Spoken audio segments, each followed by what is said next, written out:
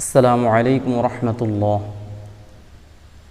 আজকে একটি গুরুত্বপূর্ণ বিষয় নিয়ে আমি আপনাদের সামনে উপস্থিত হয়েছি। তা হলো আল্লাহর হাবিব সাল্লাল্লাহু আলাইহি ওয়াসাল্লামের জন্মে আমরা খুশি হয়ে কিভাবে আল্লাহ তাআলার কৃতজ্ঞতা প্রকাশ করব।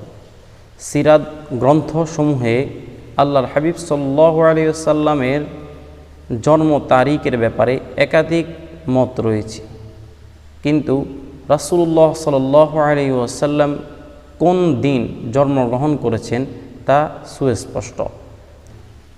সহিহ মুসলিম হাদিস নং ২৪৪০।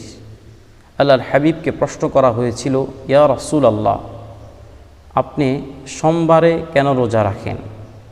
আল্লাহর হাবিব উত্তর দিয়েছিলেন, ফিহি উলিদতু ও ফিহি উনজিলা আলাইয়া। ওই দিন আমি জন্মগ্রহণ করেছি এবং ওই দিনে আল্লাহ তাআলা আমার উপর কোরআনুল কারীম নাজিল করেছেন। সুবহানাল্লাহ। তাহলে আমরা আল্লাহর রাসূলের জন্মে যদি খুশি হয়ে আল্লাহর কৃতজ্ঞতা প্রকাশ করতে চাই, এটার জন্য 12ই রবিউল আউয়ালের প্রয়োজন নাই। আমরা চাইলে প্রত্যেক সপ্তাহের সোমবারে রোজা রেখে আল্লাহ তাআলার কৃতজ্ঞতা প্রকাশ করতে পারি রাসূলের জন্মে খুশি হয়ে। আল্লাহ তাআলা এই বিষয়টি আমাদের জীবনে বাস্তবায়িত করার তৌফিক দান করুক। আসসালামু আলাইকুম রহমতুল্লাহ।